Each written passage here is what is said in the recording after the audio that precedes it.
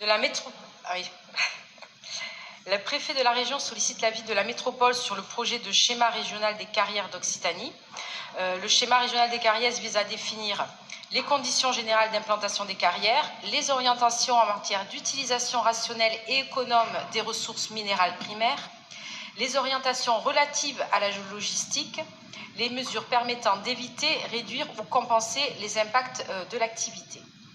Les ressources minérales sont à l'heure actuelle indispensables au marché du BTP, c'est 86% de la production de matériaux en région, mais elles doivent faire l'objet d'une exploitation raisonnée en limitant leur impact sur l'environnement, biodiversité, agriculture, paysage, eau, etc., et sur le cadre de vie, poussière, bruit, qualité de l'air.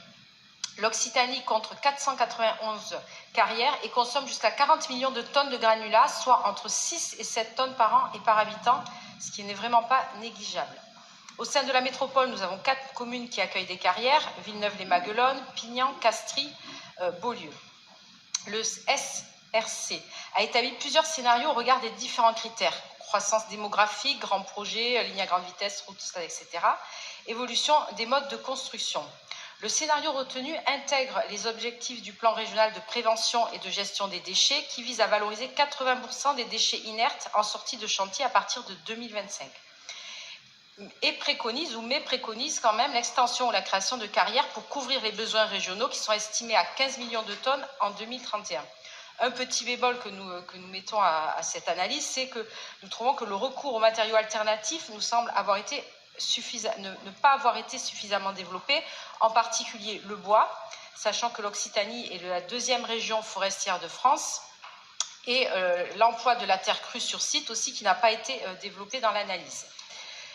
Les orientations du SRC sont 1. Vers un approvisionnement économe et social, 2. Valoriser le recours aux ressources secondaires, recyclage des matériaux de chantier, 3. Favoriser une remise en état concertée et adaptée des lieux après exploitation, 4. Recouvrir à une offre de transport à moindre impact sur l'environnement, 5. Mettre en place une gouvernance de schéma régional des carrières sur la région neutre et représentative des différents acteurs.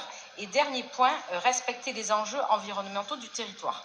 Sur ce point-là, le projet de SRC définit 3 niveaux de sensibilité environnementale avec des orientations associées.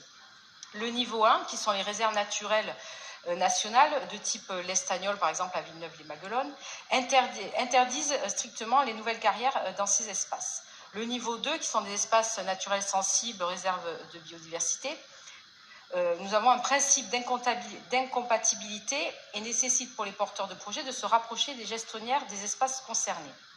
Le niveau 3, qui est la zone Natura 2000 ou les zones SNIEF, il y a uniquement une précaution particulière en lien avec les gestionnaires des espaces concernés. Et c'est là notre bémol, parce qu'il ne nous paraît pas acceptable que les zones Natura 2000 et SNIEF soient classées en niveau 3 seulement, alors qu'elles sont intégrées dans le schéma régional de cohérence écologique pour définir la trame verte et bleue à l'échelle régionale.